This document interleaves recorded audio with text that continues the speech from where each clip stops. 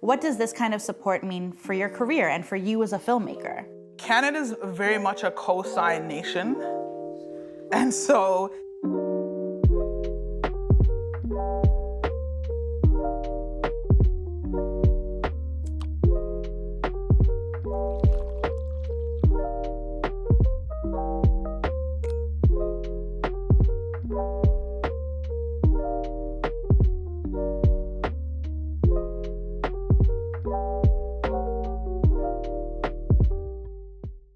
Hi, I'm Stacey Lee Kong, and you're watching Making Our Own Way, a Friday Things video series about GTA creatives who are figuring out their own paths to success. Today, I'm chatting with Kelly Fyffe-Marshall, a Toronto filmmaker whose debut feature film, When Morning Comes, debuted at TIFF in 2022. Thank you so much for being here. thank you for having me. I am so excited to talk to you. And the first question I'm extra excited to ask, what was the moment that you knew that you were gonna be a filmmaker, this is what you were gonna do with your life? I would say there's a lot of different moments, but I always talk about my journey as being like a journey of fortunate events, not unfortunate, but fortunate. Yeah. I'm here because of a lot of no's, and because of the no's, I went the other way. I grew up in a household of radio. My family owned a radio station, and so in England, I was always in radio stations. Right. So I kind of knew media was going to be where I was going to be. I went to school for TV production. I got out during a recession. Nobody wanted to hire a black girl. So I was like, great, I'll just make music videos for my rapper friends. A strategy. Yeah. And then I realized they didn't want anything different. I had a vision. They wanted the same thing. Right. So I was like, okay, I'm just going to make a film. And so I made this film called Haven with my co-creator, Tamar Bird. And we made that in 2017. And it got into South by Southwest, which at the time was the 4th biggest film festival in the world. And I was like, wow, this is it. And so there's a lot of different moments up to that part, but that was when I was like, okay, cool. This feeling right here, let's bottle this up and let's do keep this doing it over and over again. I'm really curious because I feel like I have this immigrant background. I did not come from a family that was in media though. And so getting into even journalism, which feels maybe slightly less precarious than filmmaking, was like a big scary thing. So how did you need to find courage to kind of go against the grain, or did you face any even familial backlash or pushback? The first thing about me is that I'm an Aries.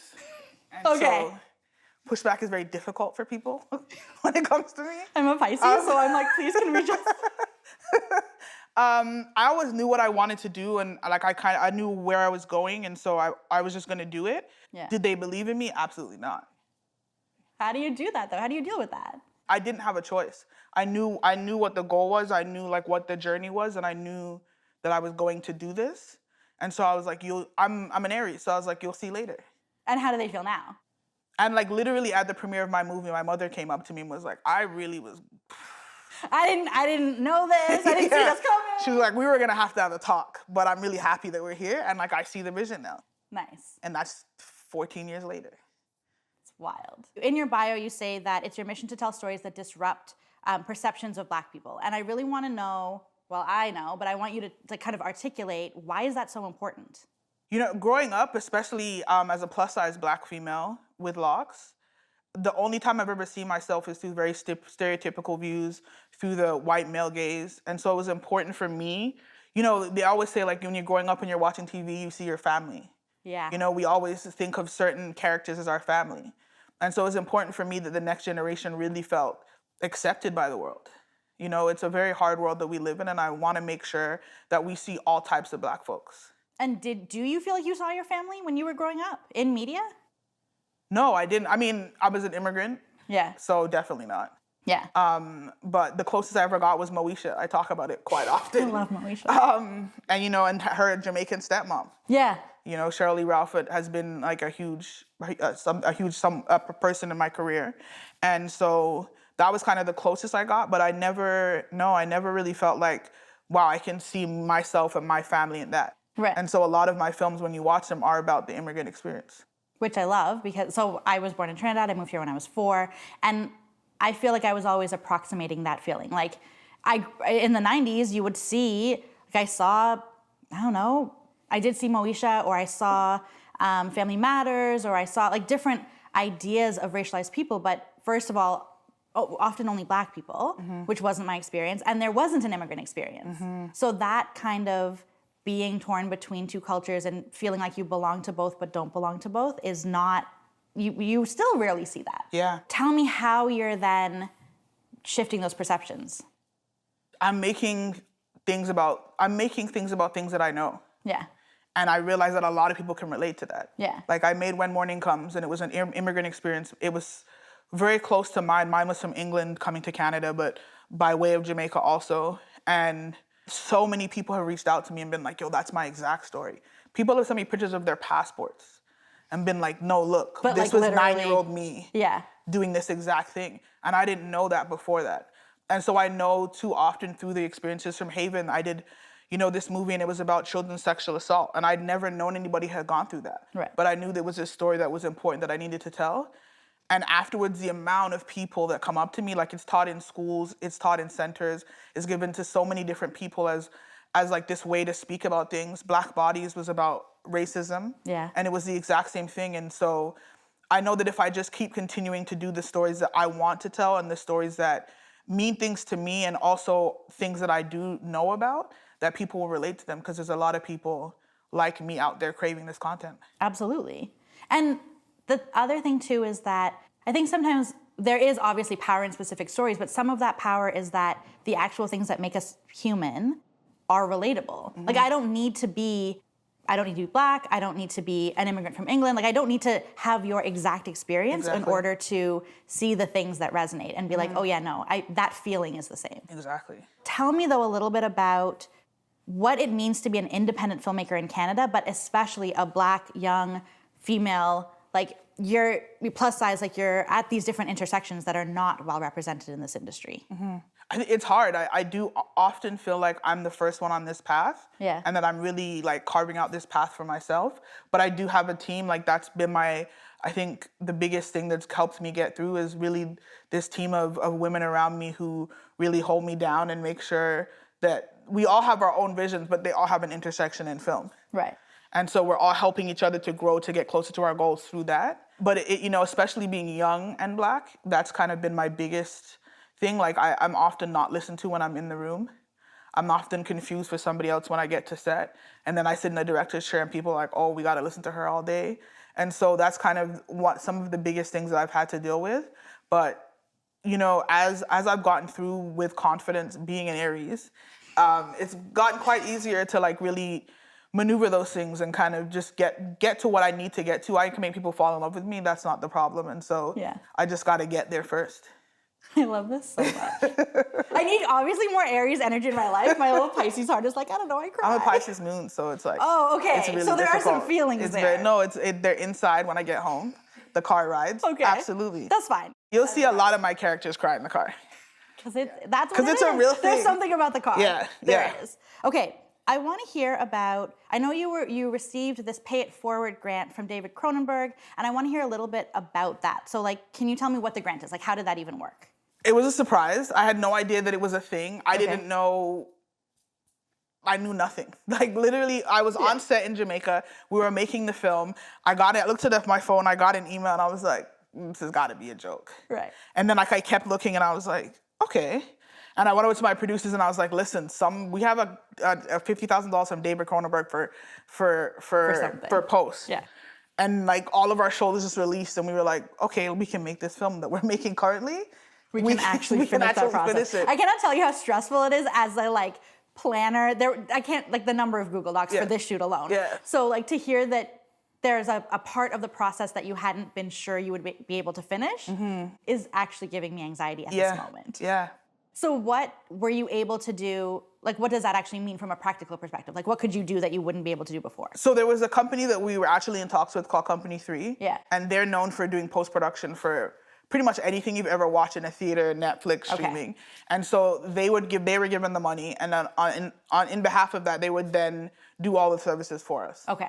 And so knowing that we could make this film, for me it was important because you make these films and you do it on an indie budget, but it looks indie. Right. And so this gave us the opportunity for it to not look indie. Right.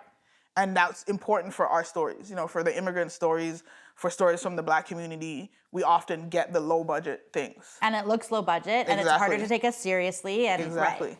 And Okay. so this allowed us to be like, no, we got the real deal here. You know, we have the real colorist, we have the real sound mixer. Right. And so that was like a sigh of relief, knowing that this thing that we'd poured all of our love into would also get love in the theaters also. Right. Like, you can play in the theater and I don't have to be like, ugh. If you just look past these things, Yeah. it's Don't really worry about good. the sound. Don't think too hard about that. It's fine. Yeah. Okay, so I have a good sense of like what it means for this movie, but kind of big picture, what does this kind of support mean for your career and for you as a filmmaker? Canada's very much a co-sign nation. And so in order for us to kind of move forward, you know, I got a tweet I think it was in 2021. Ava DuVernay retweeted me. Yes. And that went viral. But it also proved the point of my tweet was like, Canadian artists don't make it unless they move. And then And Ava then she DuVernay retweeted it, and then you. everyone was like, "Oh my God, we want you on the show." And I'm like, "Yeah, that's what I said. That's my point. That was the tweet. That was the whole thing. That was the whole tweet. That was the tweet. And so with like the cosign from Ava and the cosign from David, I get to walk into a lot of rooms. Right.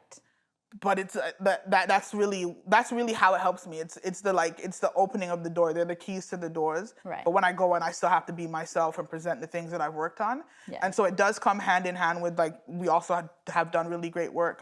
You know, I have great movies, and so when I do open the door, I can be like, this is the stuff that I'm interested in. This is the stuff that I've done. It's not like there's no follow through. Yeah, exactly. Like there's lots of follow through. Yeah. There's lots of proof. Yeah. Tell me about When Morning Comes. Like where did you get this idea? All the things. So I wrote this film called Summer of the Gun. Okay. And it was based on the 2005 period in Toronto when gun violence was super high. Yeah. And I wanted to really write this story to kind of speak to gun violence in our communities, and that it's not just thugs out there just shooting people. Like, what's the real cause? Yeah. Like, it's not, we don't need more policing. Like, what are these real implications on our community? And so I wrote this film, and we got granted money from Telefilm. We got some like really big interest, but everyone looked at it and they were like, this film is a huge film, you need more money. Right. And Telefilm at the time has a cap. Okay. And so they're like, we really want you to make this. This is why we're giving you this money, but we really think you should get more. Thanks. That's like so helpful. Thanks, Canadian grant system. Yeah. Yeah, so then we just had more conversations, and they're like, but can you write another film? And I'm an Aries, which is gonna be. So you said yes. No, so I was like, no, this is my first film. Oh, okay. This is the one. This is the one that I want. Right. And my two producers at the time, Tamar Bird and Sasha Lee Henry, they had a little pep talk together. They came and three-wayed me, and they're like, please. And I was like, no. And they were like, we really want you to. And I was like, not doing it. This is the film. We're gonna push this. This is what it's gonna be. And then January 7th, I had an aha moment in the shower, and I was like, oh my God, what if I do a prequel to the movie? That's genius. A prequel is genius. And then I called them back, and I was like, you guys weren't right, even though you were right, but I do have a new movie idea. Okay. And so one of the characters in that film, in Summer of the Gun, is called Jamal. Okay. His name's Jamal, sorry. And so I was like, what about Jamal's prequel? What about his immigration story? And he's from Jamaica, but I'll base it off of my memories of Jamaica, but my emotions of coming from England. Right. And so I wrote When Morning Comes, and that's how we got the story. I did not expect this at all. I was like, where is this going? But I love that. And so does this mean that there will be a Summer of the Gun story? Yes, and there is a third part too. Mm-hmm. So excited. So we just need more money. The story of our lives. Yeah. But I do think part of some of your story, but even just in general, I feel like money is not, there's so much money. Mm-hmm. The money is out there. The capital is out there. Yeah. So it's the thing that you're saying, how do we get the cosigns? How do we get in the rooms? How do we get people to listen, to see what we can do, to then tell these stories? Right now, the thing is, how do I tell people that these Canadian stories deserve this money? Yes. Because if I pitch something else, I know that I can get the money tomorrow. But I have to pitch that Canadian stories, Black Canadian stories need this money, but there's no proof to show you what that's been like in the past. Right. And so I was speaking to someone yesterday, and I was like, I just worked on a TV show called Bria Matt Gets a Life, and I was like, it's the 4th Black Canadian show ever. Ever.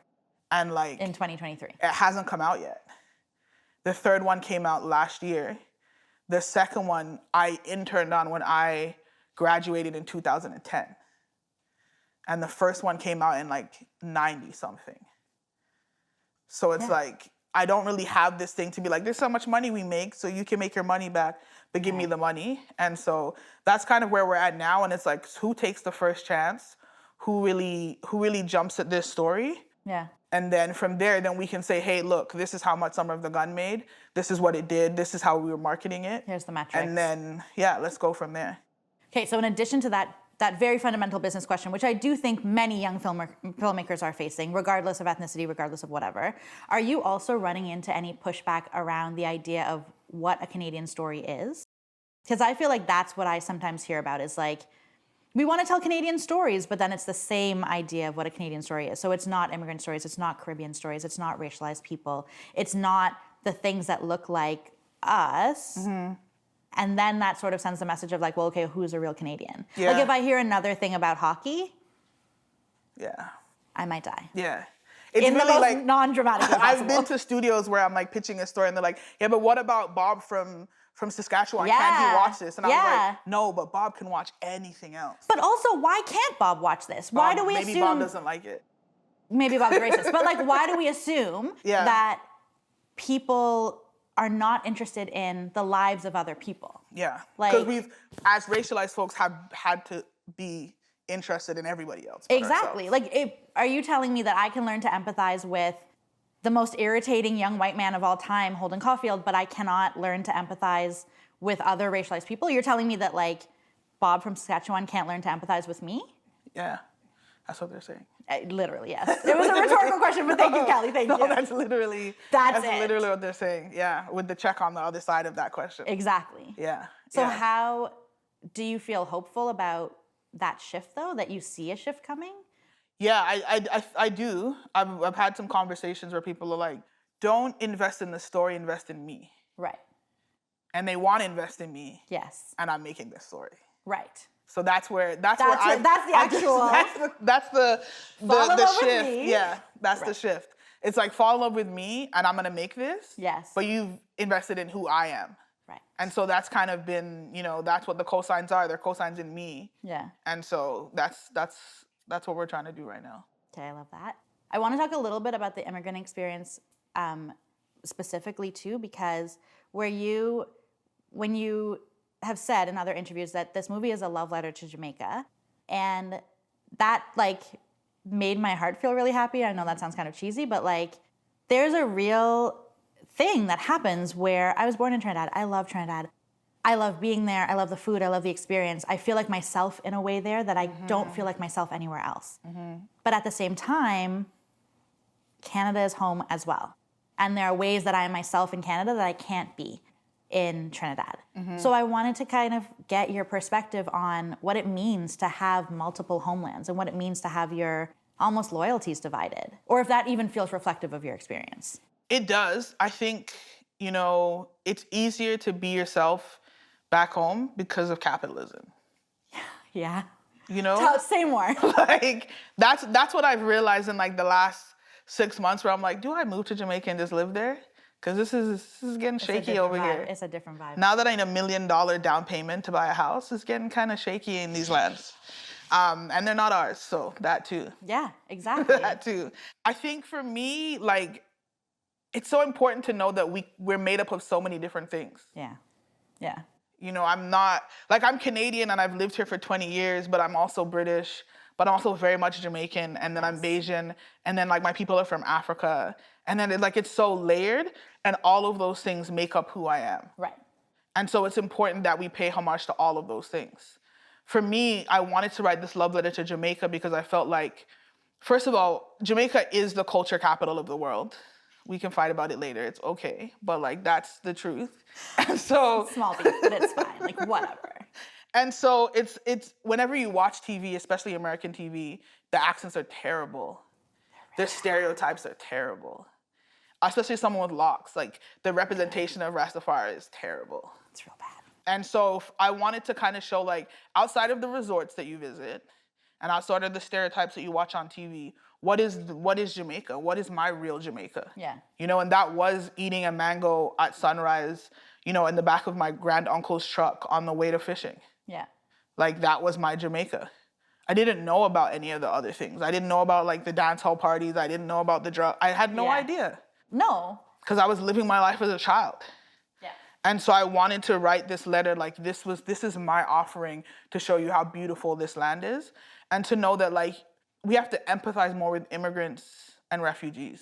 Because we feel like they come here to take all of the things that are Canadian, and they really just want to be at home and make money. Like, if I could do filmmaking the same way I do it here in Jamaica, I would be gone. And so that was one of my biggest things that I wanted to kind of convey was, like, how do we give empathy to those folks? Yeah. Because they're not here to steal the things you have, because they can't. You know, and they do love they do love the place they've been from, and it really is about sacrifice, and we have to honor that. Right. If we can think about people as not just being one thing, like, it's so politically even expedient to say that you are a woman, or you are Black, or you are plus size, or you are whatever. But, like, if we can't understand each other as this amalgamation of all the things, like, how can you find a nuanced solution to a problem if you don't understand people as, like, nuanced beings? Yeah. And so I feel like that's what this type of story does too. It, like, allows you to think in that way. How does your immigrant background, very practically speaking, how does that shape your approach to filmmaking? I think, I mean, being from England, it's so hard. People don't think that coming from England makes me an immigrant because they see immigrants as, like, non-English speaking racialized folks. And being Black from England, they're like, this is crazy. Are there Black people there? Yeah. I had no idea. And you guys speak English. It's so confusing. So that was my struggle as a child. Yeah. Being like, yeah, I'm British, I'm an immigrant. And they're like, not really. Because they want you to be like, I'm actually an expat. Yeah. No, It's I'm not. different. Yeah. But yeah, for me, I think I got, like, being in England, being in all these different countries allowed me to see Canada differently. Right. And then when I got here, it was very different. And so I have a different perspective that a lot of folks don't have on what it's like to be Canadian. And I think that helps me a lot because I have the outside and the insider. I kind of have, like, the cheat code. You do have the cheat code. Yeah. You totally have the cheat code. When you say it's different, I was nodding, like, so aggressively, but do you mean it was different than you thought, or that it's different from, like, Canada's self-perception? Canada has a really good PR. Their publicist, A1. Yeah. Top of the line. Yeah. Yeah. Yeah, so. And then when you live here. And then you live here and I'm like, oh, Indigenous people don't have clean water in 2022? 2023? 2023. Actually, no. What's wild to me is the resistance. The resistance to admit that we have problems here. Like, this outsourcing of racism to America is so fascinating to me. And I often get questions like, you don't have as much racism in Canada. I was like, yeah, we got diet. We got racism light here. We got diet racism. No, I promise. We got full blown. It's like all the sugar, all the calories, I promise. Yeah, and so that's been, and like also just going back to the comical things, like I remember when I was leaving, my cousins being like, oh my God, you're gonna see a beaver, you're gonna see igloos, you're gonna see moose. Yeah. I saw a beaver. Yeah. I saw a beaver once, and it was at Jane and Finch. Exactly. So one time. Can you tell the story though? Can you tell? Like, we can't. You literally cannot do this. We're dying. It's not even like a great story. I was on the bus coming back from York. You were the bus. And I looked out and I saw a beaver and I was like, holy fuck, that's a beaver. And that was it. That was the story. I don't think I've ever seen a beaver except in a picture book, and you saw a beaver at Jane and Finch on the bus. On the bus. It was like Sentinel Finch. Better and better. Yeah. And I was like, that's the Canadian story. And that's why I was like, Summer of the Gun, the Canadian story. I'm going to put a beaver on the front cover of the movie. I cannot wait. Yeah. Because that was the marketing team is going to go off on the beaver. Yeah. For sure. Never seen an igloo. I don't want to see moose. The more I look at them on TikTok, gigantic. They're cute and they run really fast. And they're going to get you. Yeah. And they don't seem happy. Yeah. So, I mean, I think they lied to us as kids about animals altogether. Because I saw a video about a kangaroo the other day and I was like, they're vicious. Okay, this is a different interview. We're gonna come back to this. But all of that to say, Canada's great. Tell me about what's next for you. I mean, there's a lot of things. Tell me all of them. All the things I want to do. I do want to change the perspective of Canada. I want to tell the real stories. Yes. I know I'm going to get a little resistance, but I do want to tell what's really going on to help the folks that it's happening to. Right.